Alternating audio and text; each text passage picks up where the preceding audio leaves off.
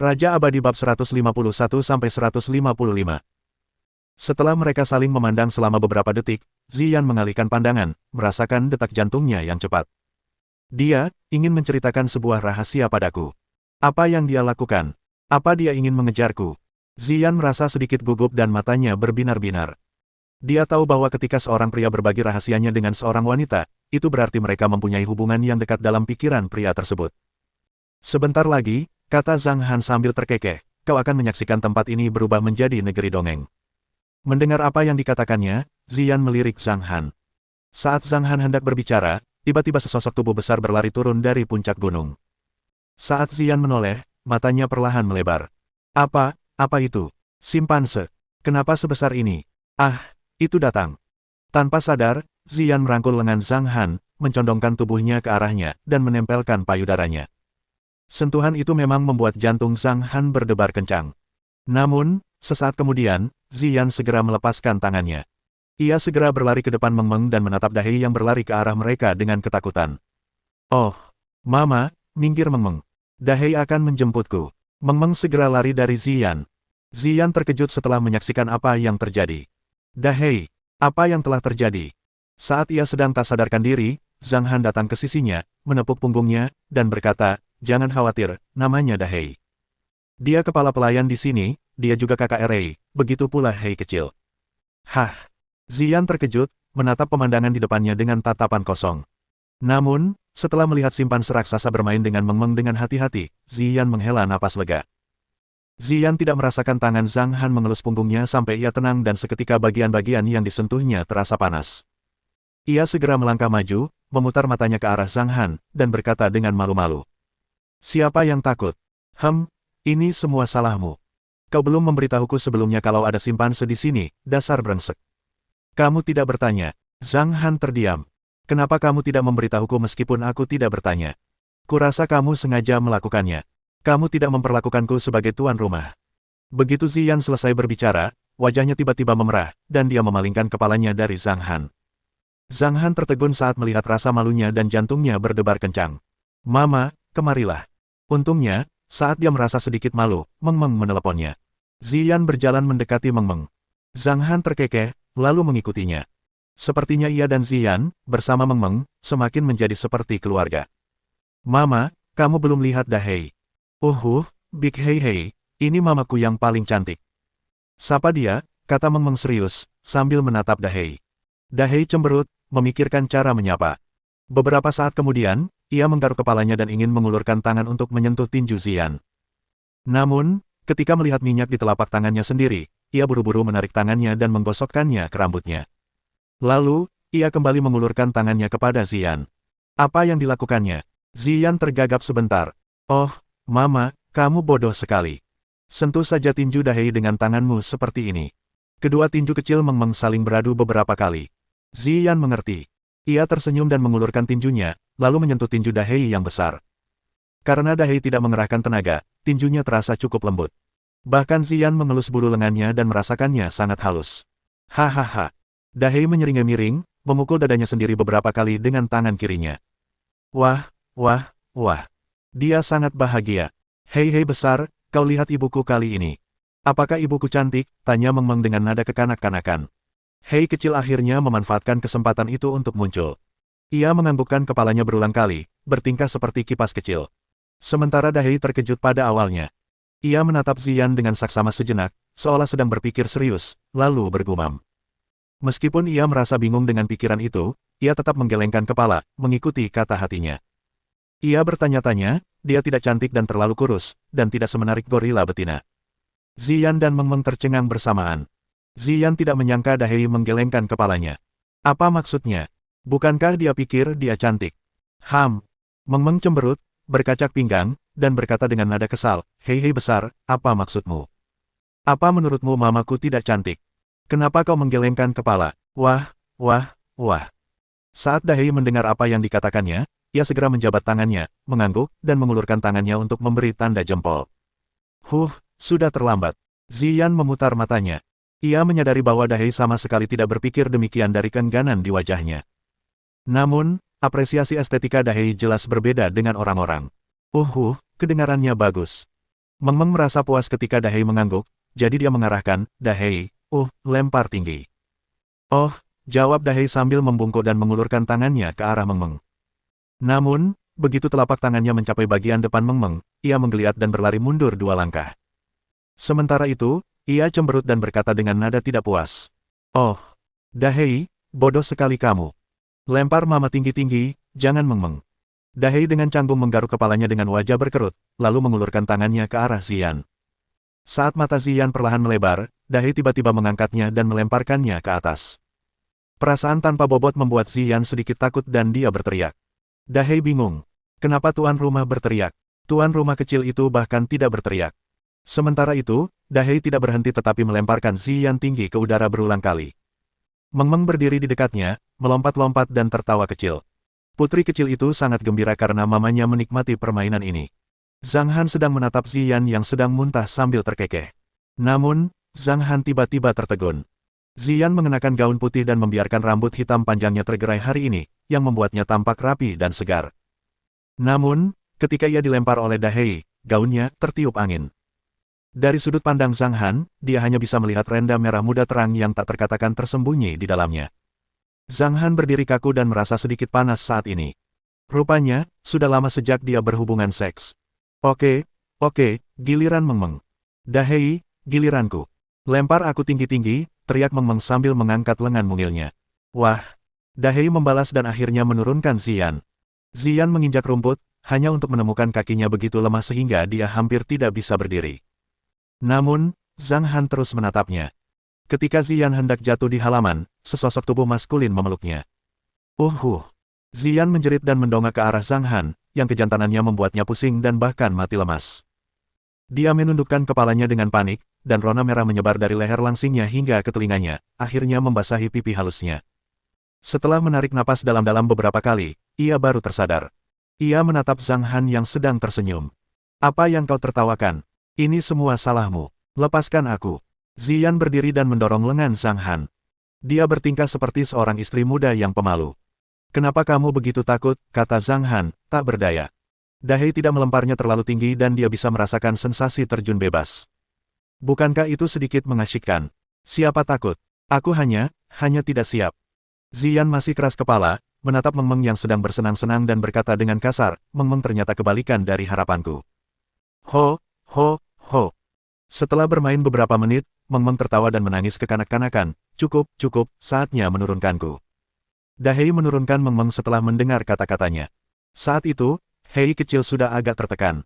Sambil mengayunkan tubuhnya yang besar dan tangguh ke depan dan ke belakang, ia berpikir, sialan. Dahei jago menyanjung. Mama, apakah menarik untuk dilempar tinggi? Meng Meng berlari ke depan Ziyan, mengangkat kepalanya dan bertanya. Ya, Ziyan setuju dengan Meng Meng dan sudut mulutnya bergetar. Mama mau main lebih lama lagi, tanya Meng Meng polos. Ziyan tiba-tiba tertegun.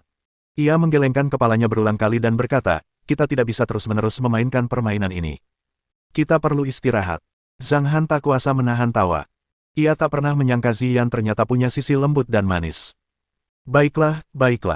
Meng Meng berhasil menurutinya dan berkata, jadi, ayo kita bermain dengan anak-anak anjing itu. Ayo, hei besar. Biarkan aku duduk di bahumu. Hei kecil, tunjukkan jalanmu. Dahei membungkuk dan ingin menggendong Meng Meng setelah mendengar apa yang dikatakannya, sementara Zhang Han dan Ziyan memimpin jalan ke depan. Setelah melihat ini, Meng Meng menghindari telapak tangan Dahei dan berlari ke depan Zhang Han, berkata dengan kekanak-kanakan. Oh, Papa, Mama, kalian salah kalau tidak berpegangan tangan. Sambil berbicara, Meng Meng memegang tangan Zhang Han dan Ziyan masing-masing. Ia tidak duduk dengan tenang di bahu Dahei sampai mereka menyatukan tangan. Putri kecil itu melirik Zhang Han dan Ziyan, merasa sangat bahagia. Benar. Hanya dengan cara inilah mereka seperti pasangan yang saling mencintai. Menggenggam tangan Ziyan, Zhang Han hanya merasakan kulitnya lembut dan halus. Ia dan Ziyan saling memandang, dan ia melihat rasa malu di mata Ziyan. Mereka berdua berjalan lebih dulu. Sesampainya di pohon Thunder Yang, Dahei dan Little Hei melewati mereka dan segera menuju ke area hewan peliharaan. Jangan lepaskan aku. Ziyan sedikit tersipu.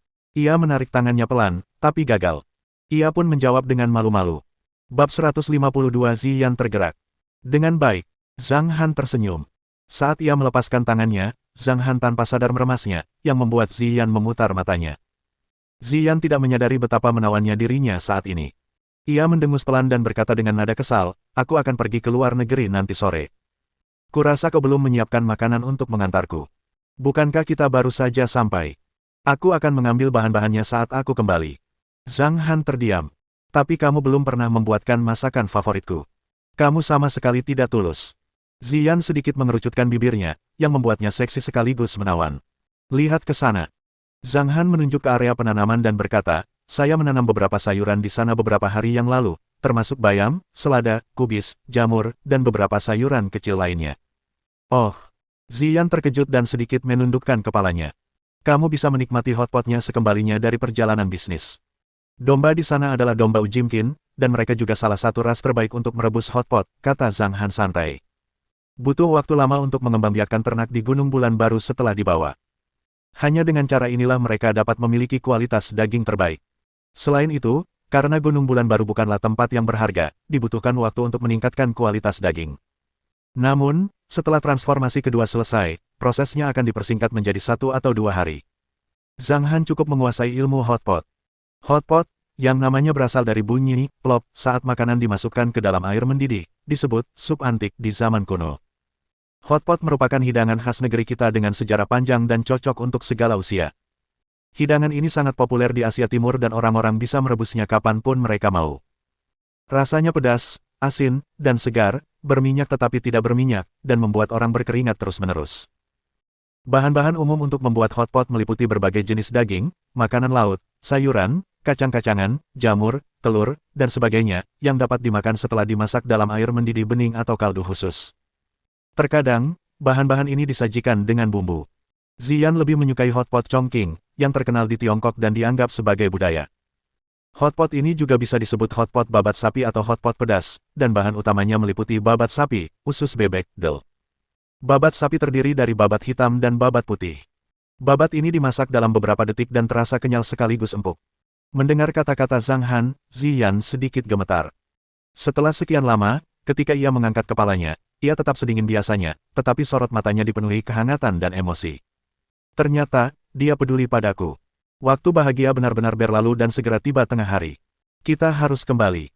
Zhang Han mengambil beberapa bahan, berisi beberapa kentang, beberapa mentimun, dan tomat. Ziyan baru saja makan tomat. Ia memang merasa nyaman dengan buah dan sayuran hijau seperti ini. Karena ia sangat menyukai rasa manis tomat, Meng Meng pun hanya menggigit kurang dari setengah tomat. Sambil makan, Ziyan berkata dengan santai, aku ingat ada sejenis kesemek yang sangat kecil, yang juga lesat. Kata-katanya mengingatkan Meng Meng, yang melambaikan tangan kecilnya dan berkata, benar. Kesemek itu berwarna merah atau kuning. Papa, Meng Meng juga sangat menyukainya. Baiklah, ayah akan menanamnya untukmu dan ibumu dalam beberapa hari, oke? Zhang Han menjawab sambil tersenyum. Hebat. Mewah, mewah, mewah. Petik 2. Ini hanya episode kecil di Gunung New Moon. Setelah kembali ke restoran pada siang hari, Zhang Han membuat ayam rebus, kentang asam pedas, mentimun dengan saus bawang putih serta salad tomat. Mentimun dengan saus bawang putih adalah hidangan paling umum di restoran ini. Mentimun yang ditanam di Gunung Bulan Baru sangat segar dan sangat populer. Namun, ayam rebuslah yang mengejutkan Liang Mengqi dan anggota lainnya. Semua orang mendapatkannya dan dipenuhi kegembiraan.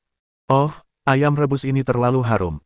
Kok bisa ayam kampung San Huang seharum itu? Enak. Setiap kali Pearson menikmati makanan di restoran, dia akan mendesah penuh emosi. Perbuatannya membuat orang-orang yang sedang makan di meja putih di dekatnya merasa sedih. Mereka ingin memarahinya. Zhang Han, Ziyan, Meng Meng, dan Zhou Fei juga menikmati makan siang yang berlimpah di lantai 2. Di awal makan, Zhang Han meletakkan sayap ayam di mangkuk Meng Meng terlebih dahulu, dan Meng Meng langsung mengambilnya dengan telapak tangannya yang kecil untuk dikunyah. Di tengah makan siang, Zhang Han meletakkan sayap ayam lainnya di mangkuk Meng Meng. Baiklah, ini, sayap ayam ini untuk Mama. Meng Meng langsung mengambil bagian atas sayap dan menaruhnya di mangkuk Ziyan. Meng Meng tidak perlu melakukan itu. Aku sudah cukup makan daging lainnya, jadi makanlah. Meskipun Ziyan juga sangat menyukai sayap ayam, ia tetap menaruhnya di mangkuk Meng Meng. Semua yang ia lakukan itu karena cinta. Jangan, Mama. Kamu harus makan satu. Mama juga harus makan sayap ayam. Meng Meng mengambil sayap ayam itu, lalu meletakkannya kembali di mangkuk Ziyan. Dia benar-benar tegas. Baiklah, kalau begitu aku akan memakannya. Ziyan tersenyum, merasa sangat puas. Ayah juga harus makan satu. Meng menatap piring dengan mata besarnya yang cerah, mencari sayap ayam untuk ayah. Ini dia. Ziyan menemukan ada sayap ayam di sudut piring, jadi ia mengambilnya dengan sumpit dan menaruhnya di mangkuk Zhang Han. Sementara itu, ia berkata, kamu lelah, makan saja satu. Aku tidak butuh. Zhang Han terkekeh. Saat hendak mengatakan sesuatu, Zhou Fei menatap wajah Ziyan dan Zhang Han beberapa kali dan berkata dengan berlebihan. Wow, benarkah? Aku masih di sini. Kenapa aku terkesan diabaikan olehmu? Apa kau sudah menunjukkan rasa sayangmu sampai mengabaikan segalanya? Astaga, sepertinya di pagi hari di Gunung Bulan baru kau. Zhou Fei. Ziyan meletakkan sayap ayam di mangkuk Zhang Han, menatap Zhou Fei dan berkata, jika kamu tidak mau makan, lebih baik kamu turun. Oh, apa kau mengusirku? Sepertinya aku tidak dicintai seperti Guseberi. Zhou Fei sama sekali tidak takut, tetapi malah menyindir dengan berani.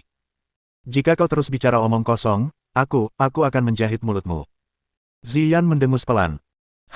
Bibi Fei Fei yang merepotkan, aku akan menjahit mulutmu yang besar, gumam memang tidak jelas karena ada daging di mulutnya. Makan saja. Zhang Han tertawa. Astaga, kalian bertiga malah mengeroyokku. Wow, aku sendirian. Kenapa Lili tidak datang? Aku pasti diganggu tanpa bantuan. Zhou Fei memasang wajah aneh.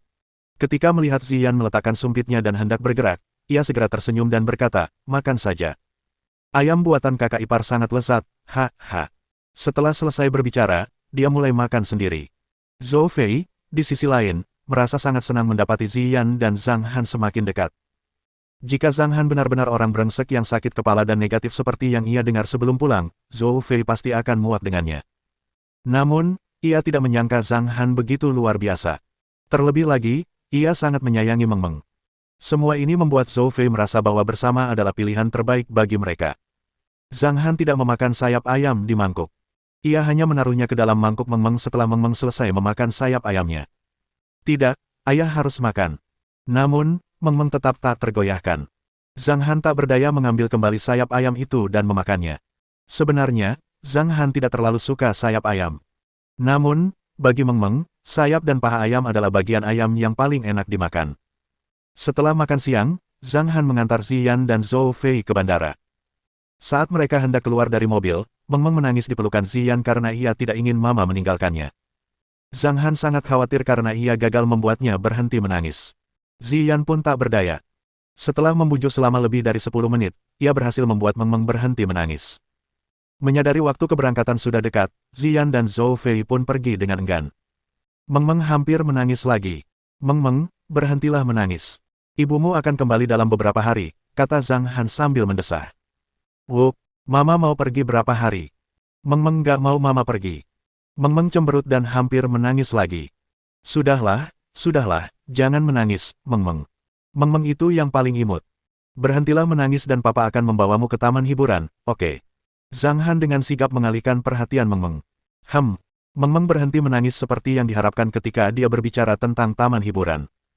Dia mengedipkan mata besarnya dan berbisik, kita pergi sekarang.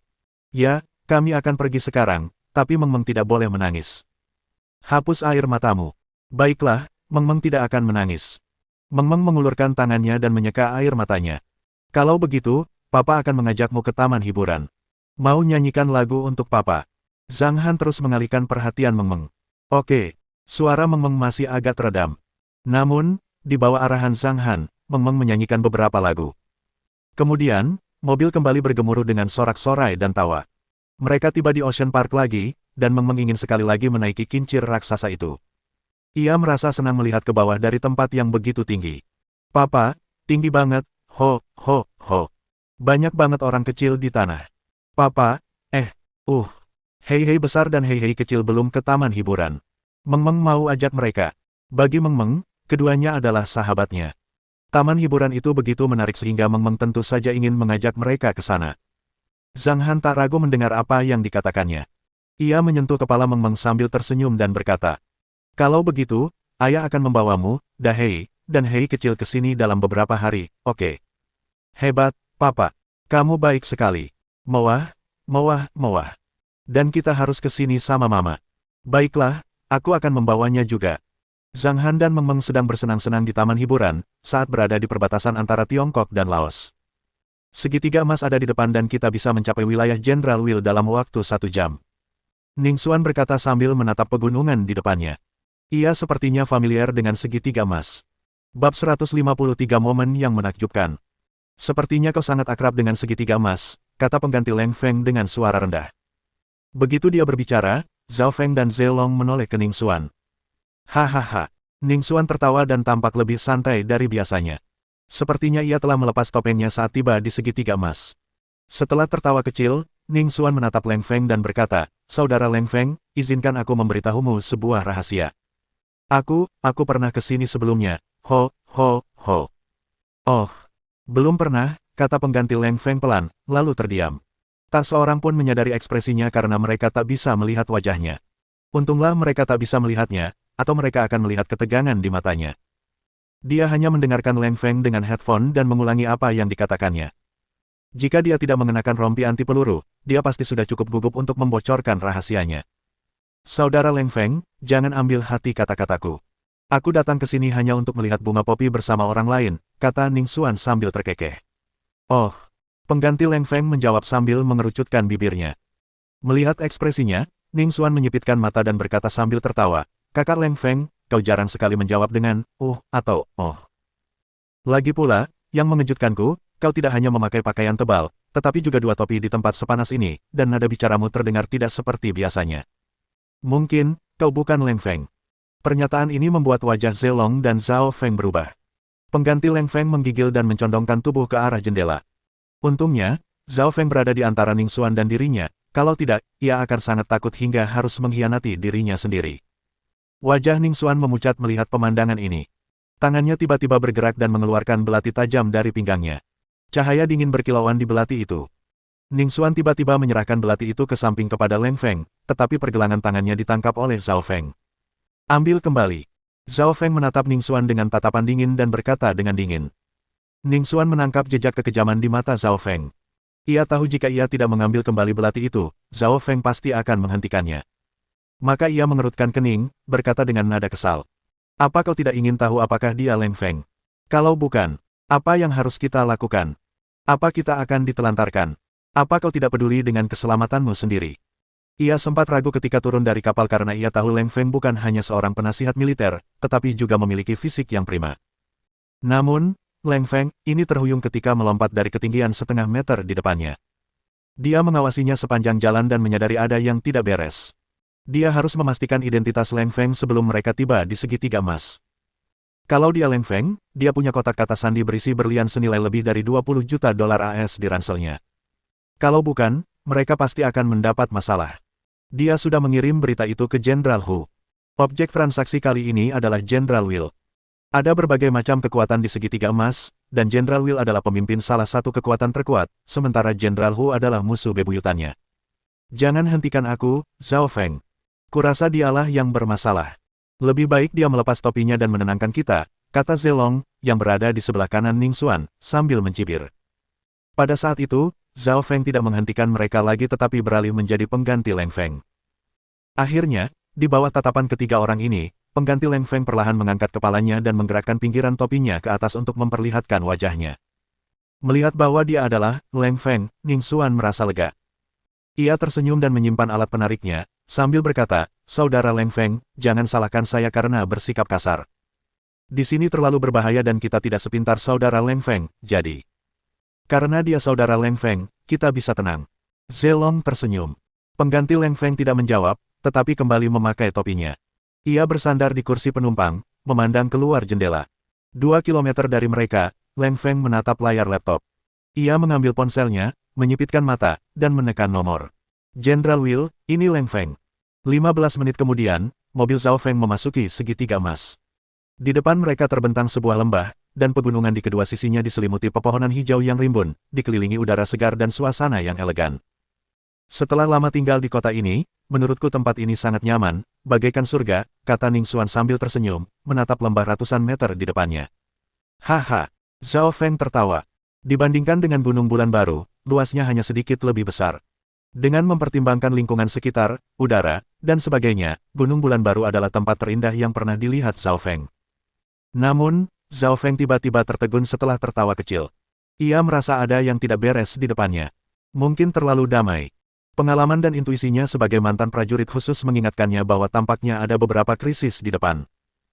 Ketika iring-iringan mobil memasuki lembah dan mencapai pusat lembah, Zhao Feng diam-diam meletakkan satu tangan di pinggangnya, tempat pistolnya terpasang.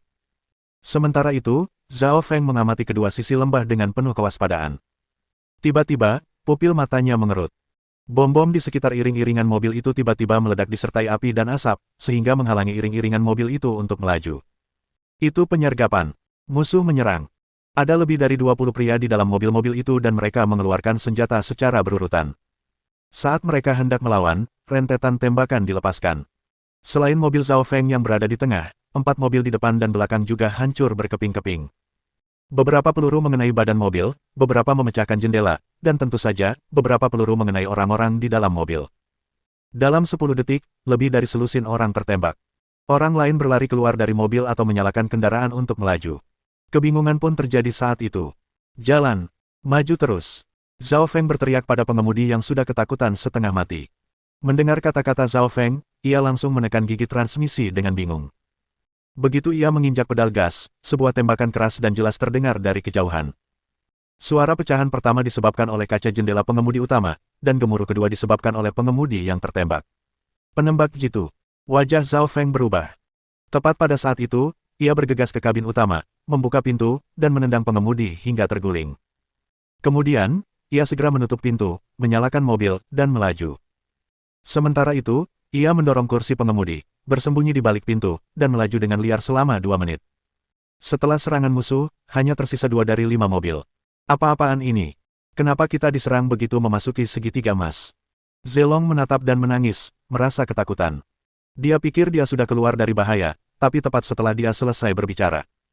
Dengan suara keras, Zelong menoleh ke belakang dan melihat motor cross mengejar mereka satu demi satu dari hutan di kedua sisi lembah. Sialan! Cepat! Cepat! Teriak Zelong. Jangan teriak-teriak. Zhao Feng mengangkat alisnya dan berkata, jangan lupa ada penembak jitu di luar. Kau, bang. Sebelum dia selesai berbicara, terdengar suara gemuruh, dan mobilnya pun tak terkendali.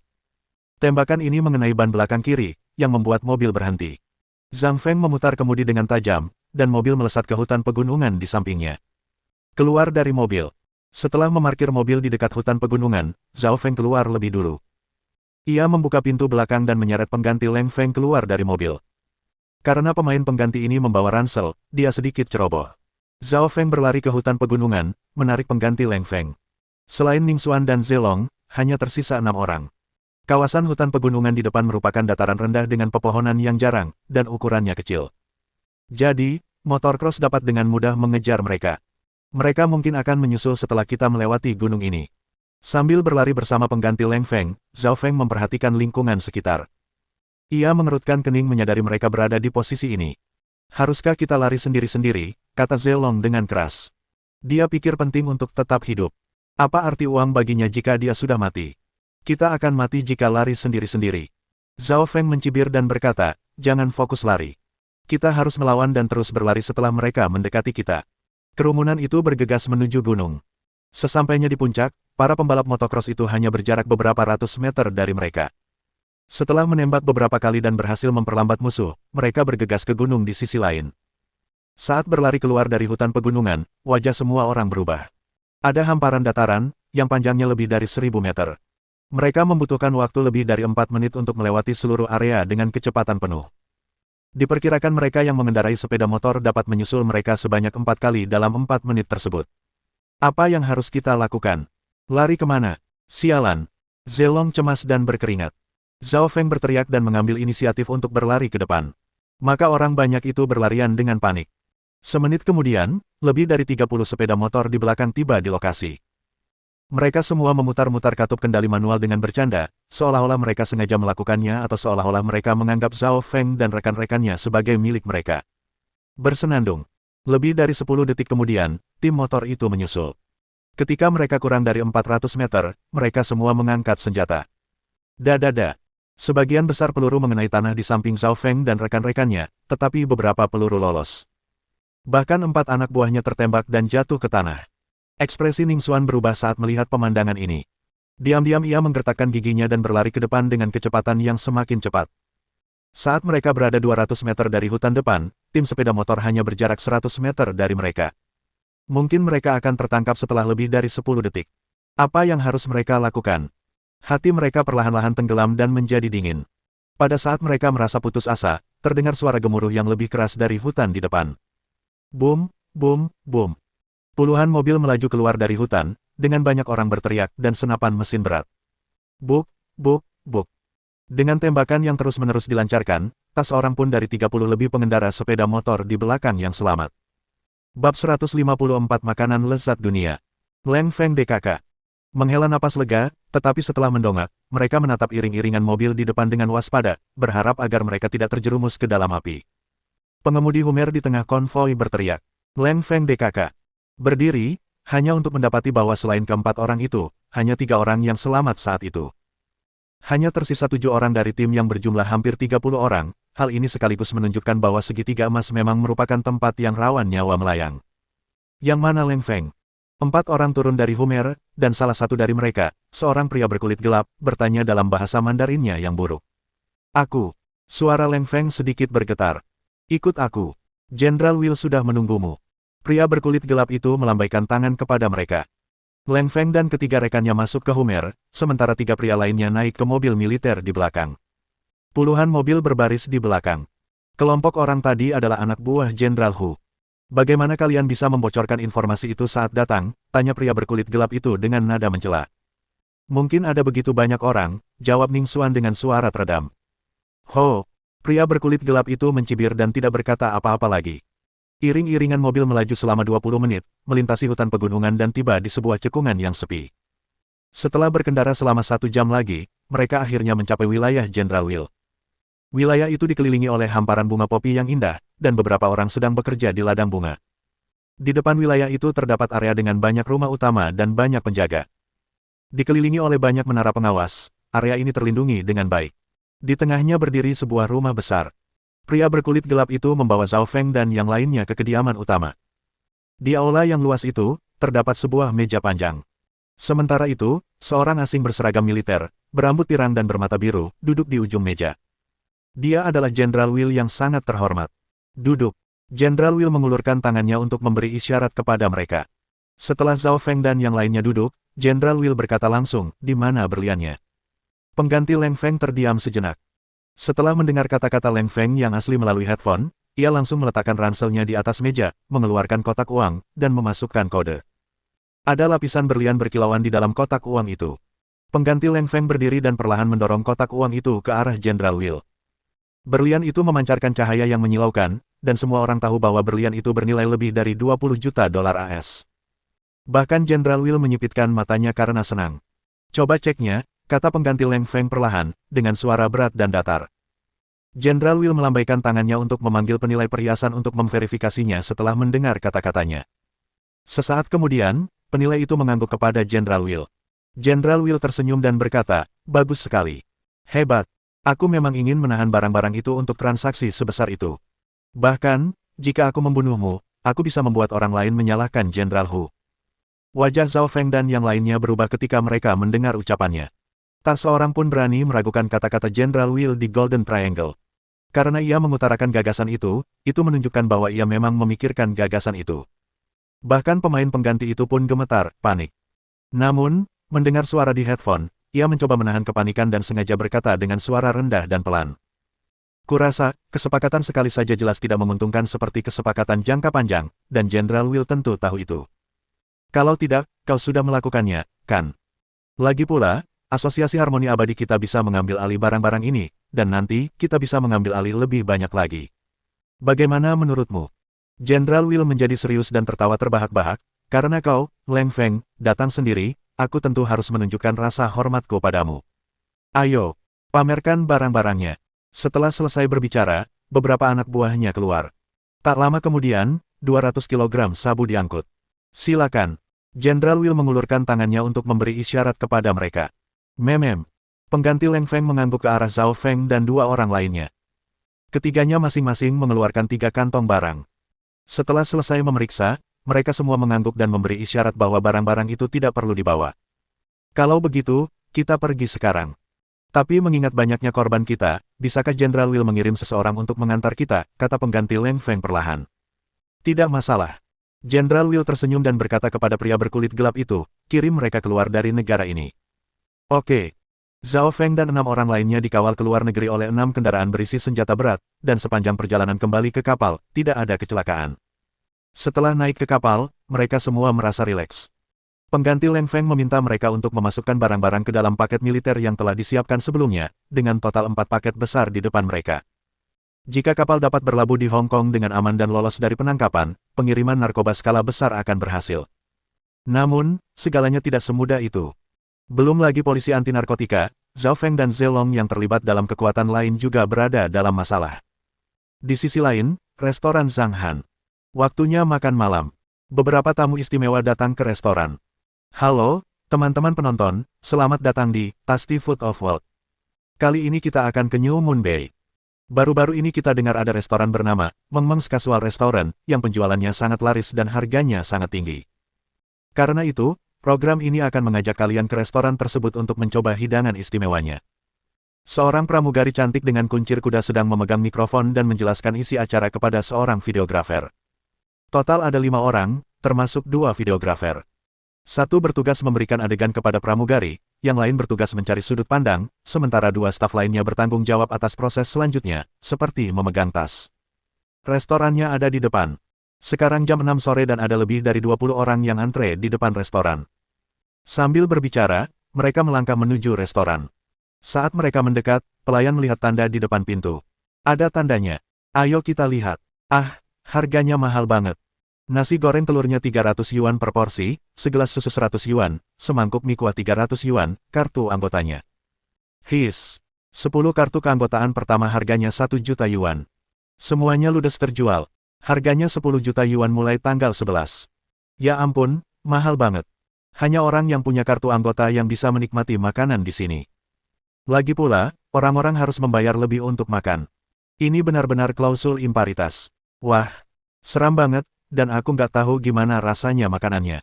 Tamu biasa cuma bisa pesan nasi goreng telur dan kuah mie. Terlalu sedikit. Karena banyak sekali orang yang mengantri di sana, ayo kita pergi dan wawancarai mereka dulu. Terkejut dengan tanda itu, pelayan restoran bersiap untuk mewawancarai orang-orang yang antri sebelum memasuki restoran. Maka ia pun menghampiri kerumunan dan melambaikan tangan kepada seorang pria berjas yang sedang asyik bermain ponsel, sambil tersenyum berkata, "Halo, Pak, saya tuan rumah, Tasty Food of World. Hari ini kita akan membuat program tentang restoran ini. Bolehkah saya bertanya beberapa hal?" "Tentu. Bolehkah saya bertanya berapa lama waktu yang dibutuhkan untuk mengantri di sini?" tanya pelayan itu. "Saya datang lebih awal hari ini dan giliran saya akan tiba sekitar 40 menit lagi." 40 menit. Lama banget. Tidak sama sekali. Pria itu sudah terbiasa dengan situasi ini, jadi dia berkata, "Saya biasanya harus menunggu lebih dari 1 jam." "Apa?" Pelayan itu mengerutkan bibirnya dan berkata, "Apakah makanan di restoran ini begitu enak sampai-sampai Anda rela menunggu selama 1 jam? Luar biasa. Makanan di restoran ini adalah yang terbaik yang pernah saya makan sejak saya lahir." Betapa berlebihannya. Suara nyonya rumah itu sedikit mencurigakan. "Apa aku melebih-lebihkan?" "Sama sekali tidak. Kau akan tahu setelah mencicipinya." Pria itu menjawab sambil terkekeh. Pada saat itu, orang-orang di sekitar juga berkata, "Hanya setelah mencicipi makanan di sini, Anda dapat menyadari apa itu nasi goreng telur asli dan sup mie asli. Makanan di sini 100 kali lebih enak daripada makanan di restoran bintang 3 atau hotel bintang 5 manapun." "Bagaimana pendapatmu tentang harga makanan di restoran ini? Apa agak mahal?" tanya pelayan itu. "Tepat sekali. Nasi goreng telur dari restoran lain harganya hanya sekitar 20 yuan per porsi, sementara restoran ini mematok harga 300 yuan. Tapi memang, harganya sepadan." "Kak, kamu salah. Menurutku, aku sudah menganggapnya biasa saja meskipun harganya 3.000 yuan, karena bosnya baik hati. Dia ingin kita semua makan nasi goreng telur dan sup mie. Itu sebabnya harganya terlalu mahal. Kurasa juga tidak mahal. Tapi, aku tidak punya banyak uang. Oh, aku hanya bisa makan 2 hari sekali untuk memperbaiki hidupku." Pernyataan mereka mengejutkan sang nyonya rumah, yang tidak menyangka bahwa mereka sangat menghargai restoran ini. Petik 2. Setelah kembali ke bumi, pelayan itu berkata sambil tersenyum, "Sepertinya makanan di sini enak sekali. Ngomong-ngomong, bagaimana dengan para anggotanya? Apakah 10 kartu anggota pertama sudah terjual semua meskipun harganya sangat mahal? Mungkinkah orang dalam yang membeli ini?" "Orang dalam?" Pria itu sedikit mengernyit dan berkata dengan nada tidak senang, jangan menilai restoran ini berdasarkan prasangkamu yang kau gunakan untuk menilai restoran lain. Kami menyaksikan ke-10 anggota membeli kartu-kartu itu. Benar sekali. Wanita lain mendengus dan berkata, semua anggota di sini kaya. Mereka memang membayar kartunya. Jangan ragu. Sebaiknya kamu berkomentar setelah mencoba makanan di sini dulu. Oke, saya cuma menebak. Jangan khawatir. Pelayan itu tampak agak malu dan berhenti mewawancarai. Ia menatap langsung ke kamera dan berkata, kalau begitu, mari kita masuk untuk mewawancarai pemilik restoran ini dan mencoba hidangan yang sangat dipuji. Setelah selesai berbicara, sang pramusaji memimpin jalan menuju restoran. Saat ia sampai di pintu, orang-orang yang duduk di barisan depan mengangkat kepala dan berkata, "Hei, mau ngapain? Kamu harus antri kalau mau makan." Saya. Pelayan itu tertegun dan berkata, kita akan wawancarai bosnya dulu, dan kita tidak akan menyerobot antrean. Saya yakin dia akan memberi saya porsi ekstra untuk dicicipi dan dievaluasi. Makanan lezat tambahan. Ha, ha, ha. Coba saja. Teruslah bermimpi. Terdengar tawa dari kerumunan. Karena mereka sering datang ke sini, mereka tahu betul temperamen bosnya. Dia gila karena berharap bisa mencicipi makanan tambahan. Bab 155 seorang nyonya rumah yang telah ditaklukkan. Dekorasinya cukup cerdik. Restoran bergaya keluarga memang jarang, tetapi akibatnya, tidak bisa melayani banyak tamu. Kata nyonya rumah sambil berjalan ke dapur, di mana Zhang Han tengah menyiapkan nasi goreng telur dan sup mie. Apa kabar, Tuan Zhang? Nyonya rumah menyapa Zhang Han sambil tertawa. Bu.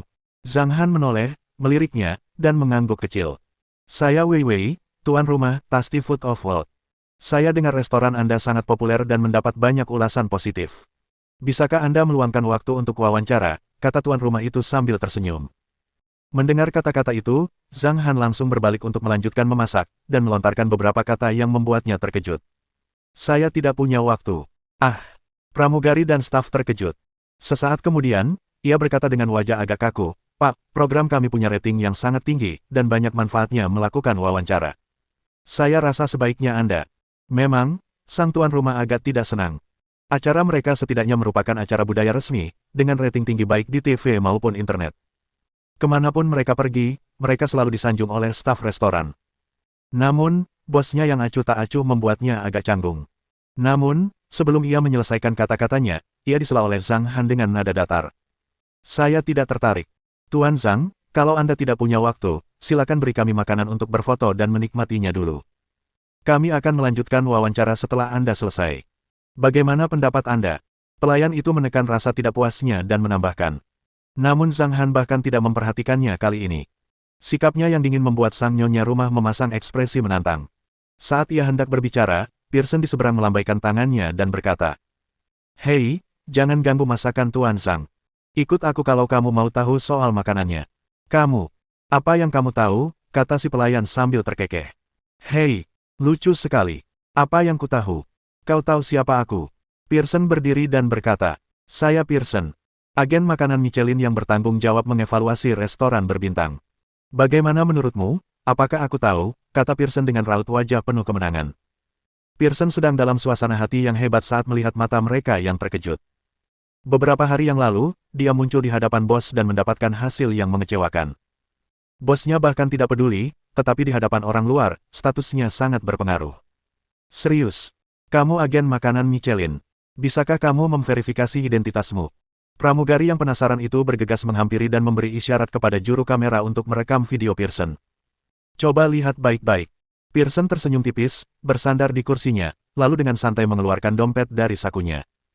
Ia mengeluarkan selembar kartu kerja dan menyerahkannya kepada pelayan. Itu, benar. Mata pramusaji itu sedikit melebar dan ia terkejut. Ia tak menyangka ada kritikus makanan seperti itu di antara kerumunan. Ia dengan jujur mengembalikan kartu kerjanya. Tanya saja kalau kamu mau tahu tentang makanan di sini. Pearson melambaikan tangannya dengan lugas. Baiklah, izinkan saya mewawancarai Anda. Nyonya rumah itu tersenyum. Wajah Pearson berubah serius dan berkata, saya perlu membuat pernyataan sebelum video. Pertama-tama, wawancara ini hanyalah opini dan saran pribadi saya. Kedua, demi keadilan Michelin, saya tidak akan memberi peringkat restoran ini. Saya hanyalah penggemar setia restoran ini dan kebetulan tahu cara mengevaluasi makanan. Baiklah. Kami percaya pada etika dan profesionalisme Pak Pearson. Bisakah Anda memberikan penilaian menyeluruh terhadap restoran ini? Pelayan itu mulai bertanya. Evaluasi saya adalah lingkungan, spesifikasi, dan atmosfer restoran ini tidak memenuhi standar bintang Michelin, tetapi makanan di sini lebih baik daripada restoran Michelin bintang 3. Artinya, makanannya lebih baik daripada semua restoran Michelin bintang 3 yang pernah saya kunjungi. Tentu saja, sangat disayangkan restoran ini tidak menyediakan minuman, kata Pearson dengan wajah datar. Oh, penilaianmu terhadap restoran ini sangat relevan dan memberikan penilaian yang sangat tinggi terhadap makanannya. Saya ingin tahu apakah kamu bisa memberikan penilaian khusus untuk hidangan spesial di sini. Maaf, tapi kalau Anda ingin bicara soal makanan khas, saya tidak bisa memberikan detailnya. Pearson menggelengkan kepalanya pelan, lalu tersenyum lagi dan berkata, karena semua jenis makanan di sini sangat khas, bahkan mentimun atau tomat biasa pun bisa membuat orang-orang menyukainya. Sang pembawa acara tersenyum. Ini pertama kalinya ia menerima evaluasi seperti itu, dan itu diberikan oleh agen makanan Michelin. Rasanya luar biasa baginya. Namun, lagi pula, ia sedang merekam acara, jadi ia menyesuaikan suasana hatinya dan tersenyum lalu berkata, bisakah Anda mengomentari makanan seperti nasi goreng telur? Kalau begitu aku akan bicarakan ini denganmu. Pearson berdeham dan berkata, tahukah kamu kenapa makanan di sini mahal? Bukan hanya karena makanannya lezat, tapi juga karena bahan-bahannya sangat mahal. Kalaupun sebelumnya kamu pikir harganya mahal, setelah aku bilang begitu, kamu akan tahu kalau makanannya sebenarnya sangat murah. Pertama-tama, beras di sini adalah Daohuak Siang nomor 2, varietas baru.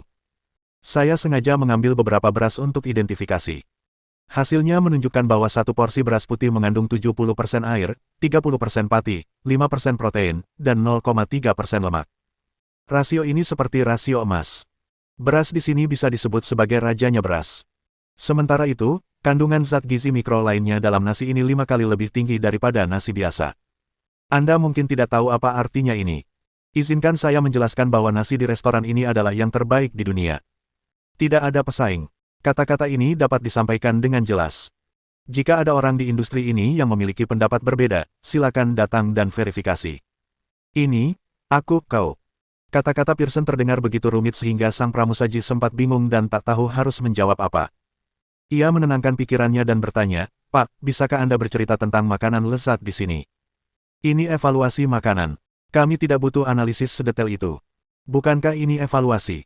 Pearson menunjukkan ekspresi tak berdaya dan berkata, kalau begitu, biar ku jelaskan lebih sederhana.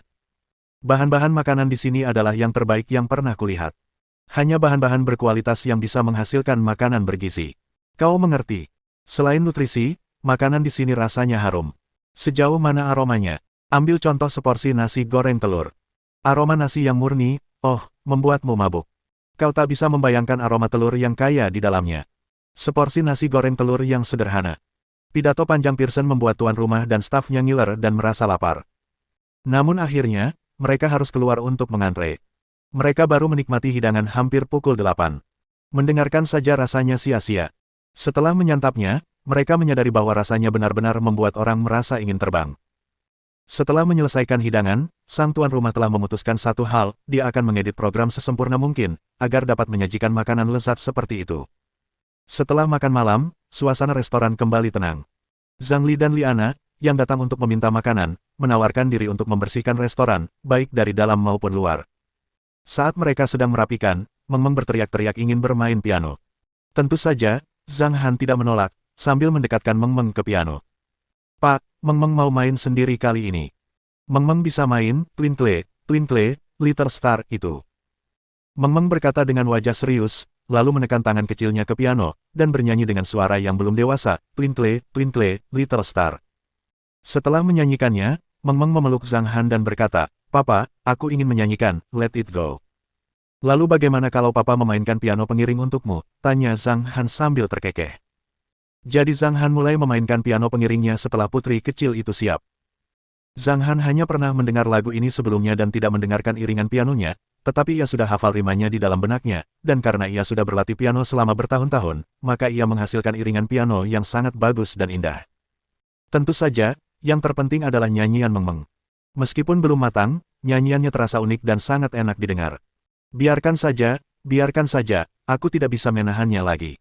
Meng Meng tampaknya mewarisi penampilan memukau dan suara merdu Ziyan, serta karakternya yang lembut. Hal ini membuat Zhang Han berulang kali mendesah, hanya satu telinga yang mirip denganku. Sepertinya agak kurang. Namun, Zhang Han juga tahu bahwa jika Meng Meng terlihat seperti dirinya sendiri, maka itu akan sedikit mengerikan bagi seorang gadis. Saat Meng Meng bernyanyi, Liana yang mendengarnya untuk pertama kali, perlahan meletakkan kain lapnya dan menatap Meng Meng dengan mata tercengang. Setelah lagu selesai, Ana memimpin untuk bertepuk tangan kagum. Meng Meng bernyanyi dengan sangat baik. Kakak Zhang Han bisa bermain piano. Wah, luar biasa. Kakak Zhang Han, kenapa kamu begitu hebat? Sungguh. Liana, cukup. Jangan selalu menyanjung seperti itu. Zhang Li memelototinya dan berkata, ini bukan sanjungan. Kakak Zhang Han memang hebat. Liana menggelengkan kepalanya dengan mata berbinar. Zhang Li tak berdaya. Orang kepercayaannya benar-benar gila. Menyebalkan sekali. Namun, mendengar pujian itu, Meng Meng berkata dengan suara merdu, ayahku sungguh hebat. Ya, super hebat. Oh, sangat tampan, kata Liana sambil tertawa. Meng Meng terkejut melihat ekspresi Liana. Matanya yang besar dan berbinar menatap ke sana kemari, memastikan apakah Liana menyukai papa. Namun, Liana tidak menunjukkan keintiman apapun kepada Zhang Han atau mengatakan hal-hal seperti, aku sangat mencintaimu. Hal ini membuat putri kecil itu merasa aman. Jadi, ia mengalihkan pandangannya dan bersenandung pelan, papaku memang yang paling hebat. Haha, Zhang Li terkekeh setelah melihat ini. Setelah membersihkan diri, Zhang Li segera menarik Liana dan memberinya pidato lain yang tak terelakkan dalam perjalanan pulang. Pada malam hari, saat Ziyan tidak ada, putri kecil itu naik ke tempat tidur besar, memeluk Zhang Han, mendengarkan cerita Zhang Han, dan tertidur dengan damai. Pada pukul 3 pagi, matahari belum muncul, dan cakrawala baru saja memancarkan sedikit cahaya. Sebuah kapal pesiar berukuran sedang perlahan-lahan mencapai perairan Hong Kong dekat Teluk Bulan Baru. Kapal itu adalah kapal milik Zhao Feng dan yang lainnya yang kembali dari perdagangan narkoba. Mohon dukungan dari omom ante-ante sekalian, buat subscribe atau sharekan novel Mimin ke Facebook kalian, agar channel Mimin bisa terus berkembang. Dengan begitu, Mimin bisa lebih semangat untuk up novel seru lain ke depannya. Sekiranya ada kebutuhan buat subback, silakan inbox Mimin atau tuliskan di kolom komentar, Mimin dulukan dengan ucapan terima kasih.